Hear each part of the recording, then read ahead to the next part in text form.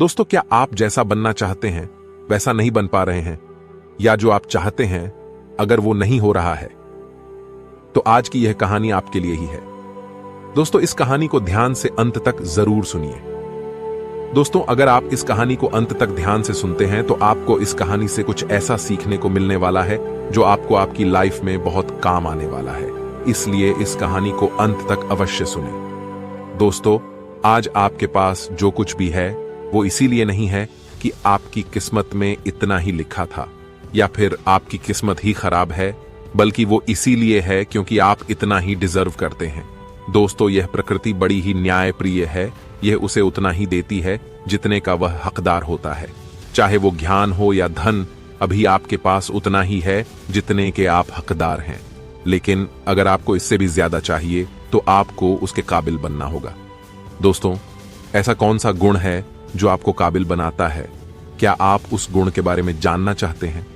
अगर आप जानना चाहते हैं तो आप गौतम बुद्ध के जीवन की इस कहानी को अंत तक ध्यान से जरूर सुनिए। दोस्तों, इस कहानी को सिर्फ समझिएगा मत, बल्कि इस कहानी को अपने भीतर उतारने की कोशिश भी कीजिए। तो बिना समय को गंवाए चलिए कहानी की शुरुआत करते हैं।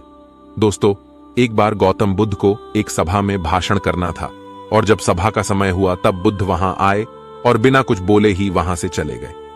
तकरीबन 100 से भी ज्यादा लोग बुद्ध का उस सभा में इंतजार कर रहे थे, और बुद्ध के इस तरह के व्यवहार को देखकर सभी लोग बहुत चौंके, लेकिन किसी ने भी बुद्ध से कोई भी प्रश्न नहीं किया।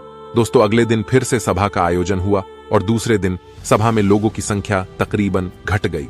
इस बार तकरीबन 80 लोग सभा में बैठे हुए थे। बुद्ध सभा में आए, लेकिन इस बार भी बुद्ध ने वही किया, यानी बुद्ध इस बार भी आए और बिना कुछ बोले ही वहां से चले गए। लोग दोबारा से चौंके, लेकिन किसी ने भी बुद्ध से कोई प्रश्न नहीं किया।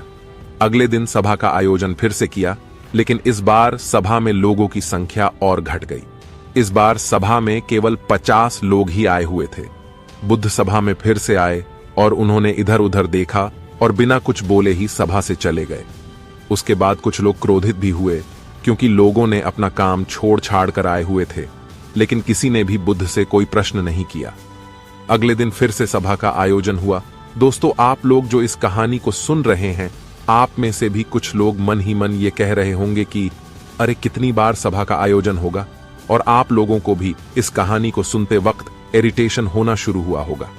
और जिन जिन लोगों को भी अभी इरिटेशन होनी शुरू हो गई है, उन लोगों को तो यह कहानी बड़े ध्यान से सुनकर समझना चाहिए, क्योंकि यह कहानी आपके लिए ही है। अगले दिन फिर से सभा का आयोजन हुआ, लेकिन इस बार सभा की संख्या और ज्यादा घट गई थी, यानी इस बार सभा में सिर्फ 30 लोग थे। फिर उसके बाद बुद्ध सभा में आए, मुस्कुराए, और फिर से बुद्ध ने वही किया, यानी बिना कुछ बोले ही वहां से चले गए। इस बार भी लोग बहुत क्रोधित हुए, और इस बार लोगों ने पीछे से कुछ कहा भी और बड़बड़ाए भी, लेकिन बुद्ध ने उनके किसी भी प्रश्न का उत्तर नहीं दिया। दोस्तों, अगले दिन फिर सभा का आयोजन हुआ, और इस बार लोगों की संख्या बहुत ज्यादा घट गई थी, यानी इस बार सभा में कुल मिलाकर 15 लोग ही आए हुए थे। इस बार भी बुद्ध सभा में आए, लेकिन इस बार बुद्ध अपना आसन ग्रहण कर लेते हैं। फिर बुद्ध बोले, और बुद्ध ने उन 15 लोगों को उपदेश दिया, और वे 15 लोग ही बुद्ध के भिक्षु बन गए, और आगे चलकर उन 15 लोगों ने ही बुद्ध के ज्ञान को अलग अलग दिशाओं में फैला दिया। फिर एक दिन बुद्ध से किसी ने पूछा कि बुद्ध, आप कई दिनों तक बिना बोले ही सभा से क्यों चले जाते थे?